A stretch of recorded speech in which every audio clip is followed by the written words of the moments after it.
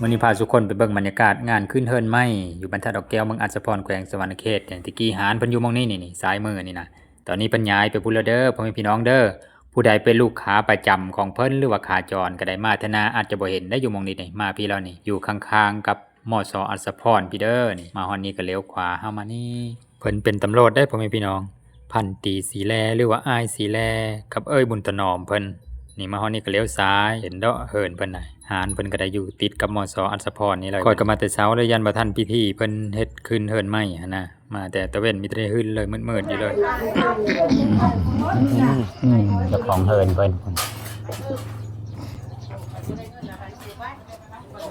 ่นกำลังเฮ็ดพิธีแห่อ้อมเฮิรนทั้งสาดทั้งหมอนที่นอนมอนมุ้งมาอยู่เฮิรนไหมมาขึ้นเฮิรนไหมเลยทั้งเงินคำแก้วบ่พิธีตัวนี้น่าจะคล้ายๆคือเดี๋ยวมองเลิกก็ได้มื้อนี้ล่ะเป็นเลิกงามยามดีงานดองก็หลายมื้อนี้นะเขาก็สิไปหลายบ่อนอยู่งานขึ้นเฮิรนไหมบ่ขึ้นหานไหมบ่ก็หลายเบิ่งบรรยากาศนำเดียวเด้อไผฮกนั่นหอมเลยนั่นเด็ดมาแล้วพอหกสูเป็นได้แล้วเจ้าฮดก็ได้จะให้ปุญญาปุญญิงก็ดีนี่ครับให้ปุญญาปุญญิงก็ดีแม่ละได้รอบที่3บ่เนี่ยนะเพื่อนใหม่ใส่ยาเต็มก็เลยว่าอย่ามาค้ำมาคูนจะดอกคือว่าจบว่างามแท้เอื้อนหลังนี่จะดอกคันว่าอยากมาค้ำมาคูนก็ดีแล้วลูกหลานก็กำลังสร้างสาพัฒนาชีวิตการเป็นอยู่ให้เติบใหญ่ขยายตัวขึ้นไปเรื่อยๆทางในห้อยมานี่หลวงหลายไปมากแนวนี้น่ะได้พี่ยังมานำน้อโอ้โหผู้กากระหอบเครื่องหอบค้ำมาหลายสิ่งหลายอันเสนาอามาตย์ก็ได้พร้อมเพียงเฮียงนากันมาค้ำมาคูนว่าสินเนื้อเตือไปพากับว่ามึงเมื่อตัวแหล่ซะล่ะกบ2ฟ้าผ่า2ดาวก็ได้มานำบ่เจ้าเอามาแล้วคอยยิ่งคอยซ้ายคอยยิ่งคอยซ้ายผู้ค้าก็ได้อวนสุนต้านกันเข้ามาหลายๆเนื้อเทิกเอิกลายแฮดลูกทอกมอกลูกหลอดก็ได้มาบ่เจ้าได้มาหมดแล้วทุกสิ่งทุกอย่างเงินคำแก้วทุกสิ่งทุกอย่างก็ได้มาพร้อมหมดเนาะเจ้าเอาคันมาคำมาคูนก็เห็นดีแล้วขึ้นมาเพื่อนมาซ่านมาบ้านมา2มาคำมาคูนนอนเสียงคำฝันให้ลูกให้หลานว่าสิได้รับได้ดีขึ้นใดแต่ก็ขอเชิญนายห้อยขึ้นมาคำมาคูนเชิญขึ้นมาทีนายห้อยขึ้นมาเหยียบไปต่อเอานอนล้างเอาคำพูดล้นชงเด้อเรื่องชาติบ้านชาวกะหังมีเป็นดีแหละมีความสุขความเจริญทั้งปู่นายห้อยนะมาห้องเชิญเงิน2เสียงเรือนเข้ามัน3ก็4เกิดขึ้นมาเด้อวันใดขึ้นมาแล้วเพิ่นเด้อนี่บ่มีเกิดเป็น4เป็น14มังมูลเป็น5เป็น6เป็นกาเกิดเป็น6เป็นข้าวเหยียดคันเก้านั่นคำเลยข้างน้องอยู่สุสิบรวมพี่น้องได้เพิ่งผ้าอาศัยเด้อสาธุอุมามุนบางโหลังตุใช่เฮิรนเพิ่นก็มี3ห้องนอนห้องน้ำอะไรอยู่ทางนอกเพิ่นยังบ่ทันเฮ็ดห้องน้ำอยู่ในเฮิรนนี่ล่ะคุณไม่แก้วมือสันวันสอบมือประกอบยามดีเอา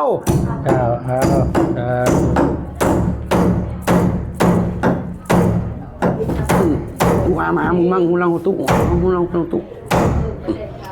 นอนรับพันดีเป็นทีรีเมืองพ้นในลูกไทยลานเด้อ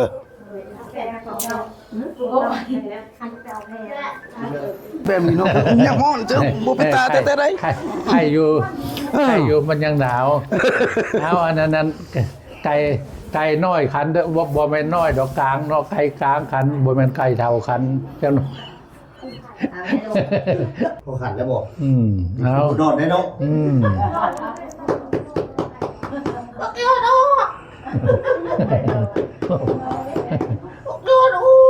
โอ้ไก่ผู้น้อยพุ่นทิ้งโตเลยเด้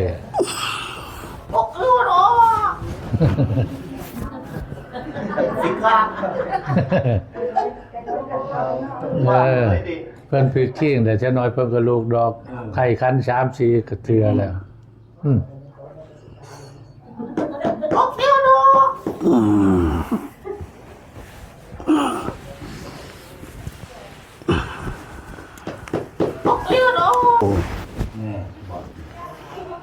แจ้งเนาะคนแจ้งยามนี่บ่คือแจ้งยามเดือน4เดือน5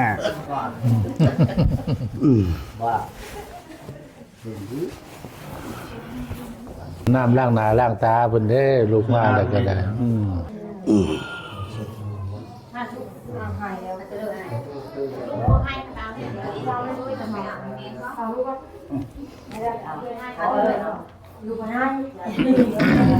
เจอหน้าเรื่องตากเขาจะหาเพศ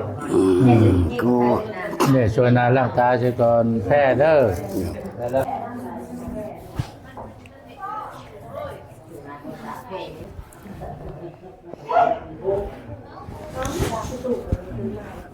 มาเห็นเรือนเห็นชาติลูกเต้าล้านเลนสั่งมาหาขึ้นแล้วก็มานอนแสงความฝันเมื่อคืนนี่ฝันได้เนาะฝันเป็นสิริมงคลในเพื่อนในชาติในลูกในหลานอยู่บ่เนาะ โอ้ก็ฟันปลาลดฟันปลาละฟันฝ่าเพิ่นนี่จูงแขนเข่าผ้าควันก็กาย มือขวาป้อนไข่อ้ายมือซ้ายป้อนไข่นางหมดกระบวนแล้ว ทั้งเมืองเขาก็เมื่อเกี้ยงหอยน้องก็จับจองนิ่งเอาอ้ายก็บ่นอน ผู้ขาฟันแต่เก่าเป็นแบบนี้สิเป็นเศรษฐีมั่งมีเงินล้าน ขึ้นเฮือนขึ้นซ่านก็แม่นอยู่ดีมีแห้งหายทุกข์หายโศกหายโรคหายภัยเงินกีบก็ไหลมาเงินดอลลาร์ก็ไหลเข้าพี่น้องทั้งสองฝากฝั่งก็มาตุ่มห่อโฮมซะได้ ใช่ หายทุกข์หายโศกหายโรคภัยอยู่สุขอยู่เย็นมันเป็นอย่างนั้นเนาะ ฮะ โยความฝันนี่บ่เคยฝันมาจักเทื่อฝันมามื้อนี้จะมาปรุงไปประหลาดลูกในบ้านหายทุกข์หายโศกหายโรคหายภัยเฮือนหลังนี้เป็นเฮือนซุ่มอยู่ซุ่มกินเย็นได้ สาธุแล้วนายห้อยมาแสดงความฝันก็จบงาม เจ้า สร้างมาหาคืน จ้า เงินกีบเลยมากเงินดอลลาร์หลายเขาอายุวันโนสุขขังพลังสุขภาพเข้มแข็งแล้วสาธุ ข้าวหาน้ำมาคนกิน ผ้าเขาผ้าบามาแล้วก็มอบเว้นแค่ในเรายาท่านั่งเด้ในห้อยเพิ่นมาเมื่อยได้ บ่ได้ให้มองกล้องบ่ได้ให้เซาจังน้อยก่อน ครับเพิ่นครบแล้วอ่ะ นั่น พ่ออายุยืนอยู่ โดย ไปมาฉันบอกสบายขั้นชมเจมเราไปนะ นั่นละจะว่าน่ะซ้ำนี่ล่ะบ่ไปละไปอ้าย ตอนนี้6:45 นาทีตะเว้นขึ้นแล้วสนอยนี้คนมาหลายนี่มาคำคูณหลายๆเพิ่นก็เปิดตู้มีการม้วนซื้อโฮเซลแล้วนี่เด็กมอสออัศพรอยู่นี่เลยก็เคอนี่อันนี้หารอาหารเพิ่นแล้วก็เฮินเพิ่นก็เคอหันเลยเมเวลาเป็นแม่ค้าโผล่แล้วเป็นตำรวจพ่อแม่พี่น้องเอ้ยโอ้ทางหลังก็กำลังเต็มแนวอยู่แนวกินอยู่แต่ว่าค่อยละมีเอาเฮาเคอเขาไปเลยเด้อเพราะว่ายังเซาอยู่เขาไปได้แต่งโตไปเลยเขาก็มีพร้อมเฮากองไปเลยนะก็เลยเห็นภาพโล่งประมาณนี้อาหารเพิ่นก็เฮ็ดคักตัวนี้นะประตูก็งามประตูแน่นหนาดีแต่ว่ายังมีท่านได้แล้วคักไปเลยยังมีท่านได้โบกซ้ำนี่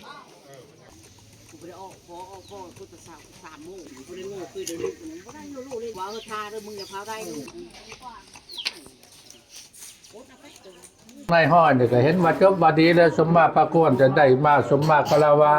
ไถ่ถอนเอาเพื่อนในคืนนั่นแหล้วธนาคารต่อไปร้อยคำพูดเด้อ เฮือนว่าซั่นซะในห้อย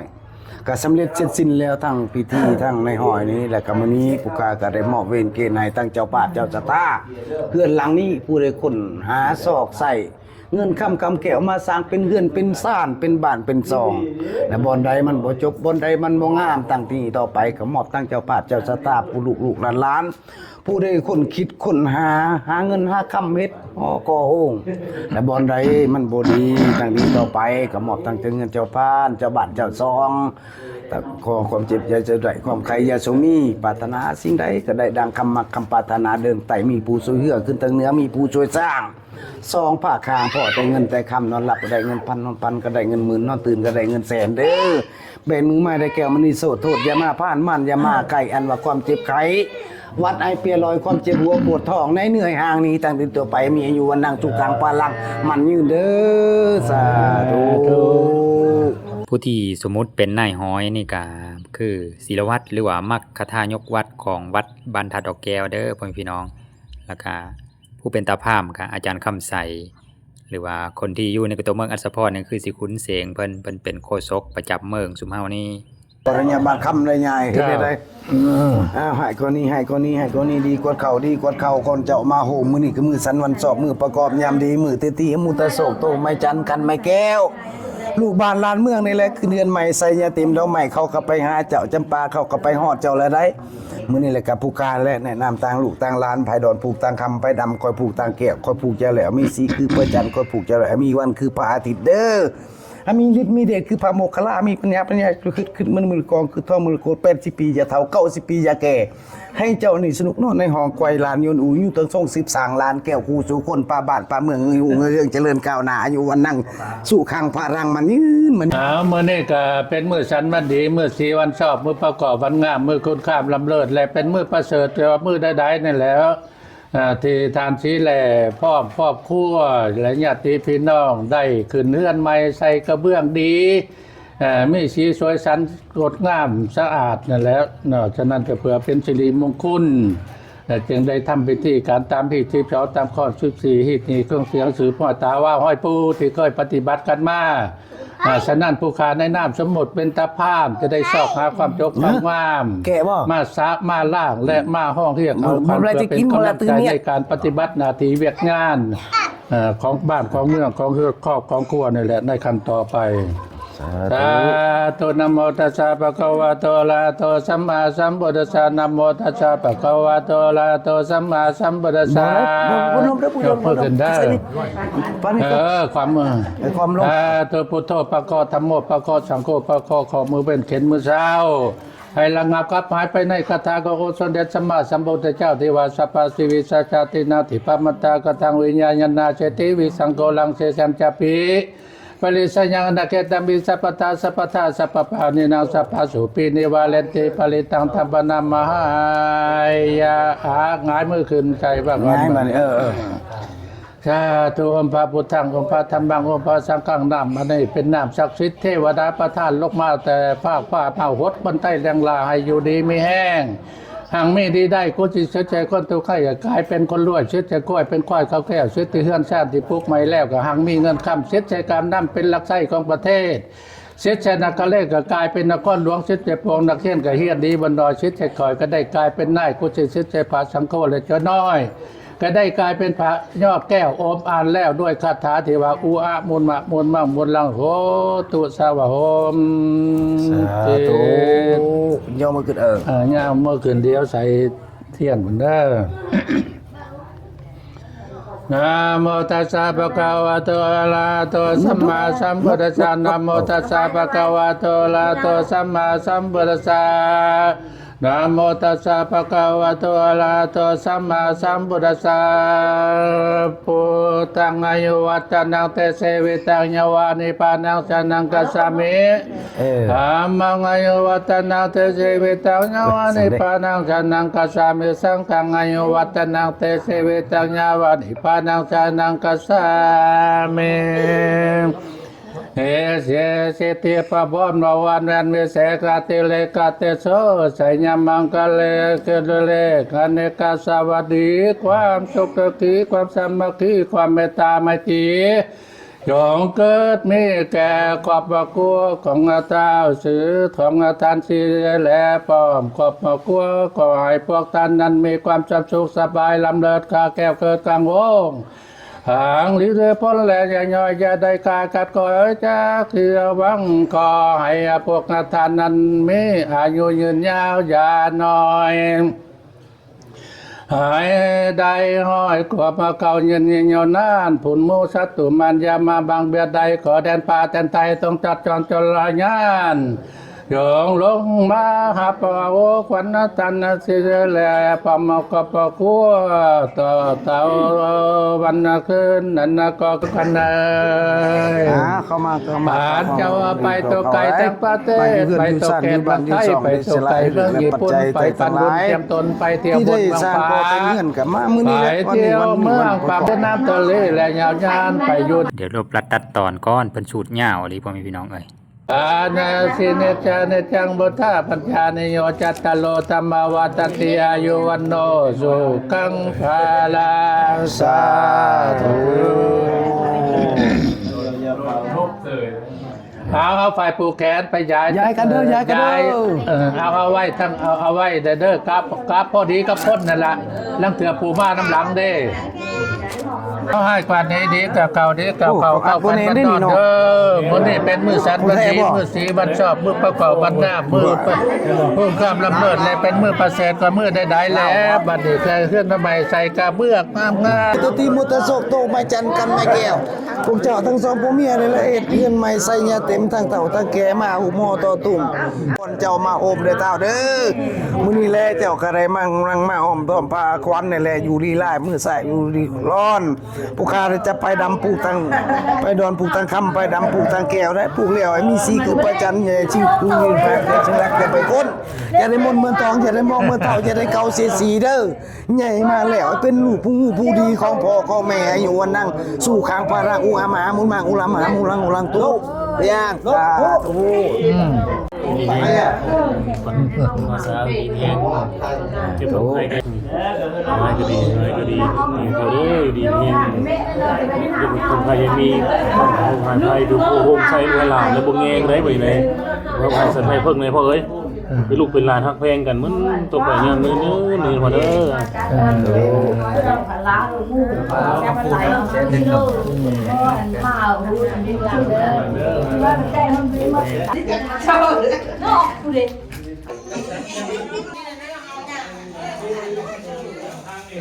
เดี๋ยวสนอยนี้เพิ่นก็เริ่มมาค้ำคูณแซวๆแล้วเห็น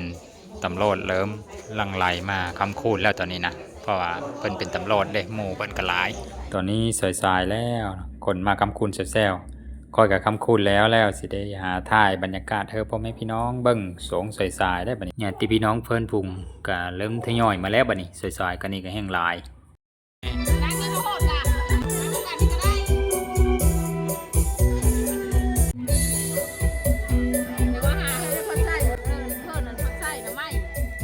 ตอนนี้เพิ่นเปิดเพลงแล้วเพิ่นพี่น้องเอ้ยยัน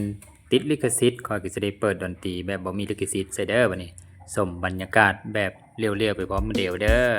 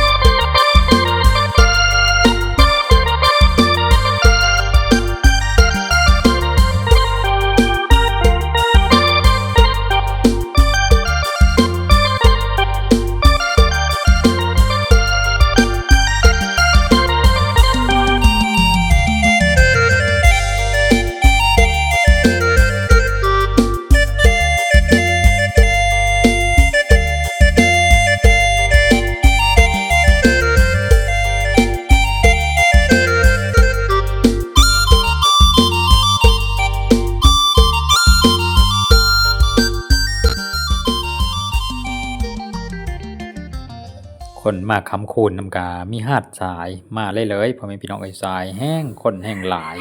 คันท่าเพิ่นเสิร์ชสุดตำรวจมานี่โอ้ตำรวจหลายได้ทั้งตำรวจผู้หญิงทั้งตำรวจผู้ชายคันท่าทายให้พ่อแม่พี่น้องเบิ่งซอยกันนี่ก็คลิปก็แห้งยาวก็นี่ก้อยก็เลยขอสมมุติยุติคลิปไว้ก่อนท้ายที่สุดนี่ก็ขอแสดงความยินดีนำนายตำรวจพันตรีศรีแลกับเอ่ยบุญถนอมเด้อเพิ่นก็ได้เฮิ่นอยู่ถือว่าเป็นปัจจัยที่สำคัญในปัจจัย4หั่นเอาเป็นว่าขอขอบอกขอบเจอนำ FC มันทุกคนนำเด้อที่สนับสนุนโดยการรับชมโฆษณาให้ก็ได้เดี๋ยวคลิปหน้าพอเดี๋ยวใหม่เด้อ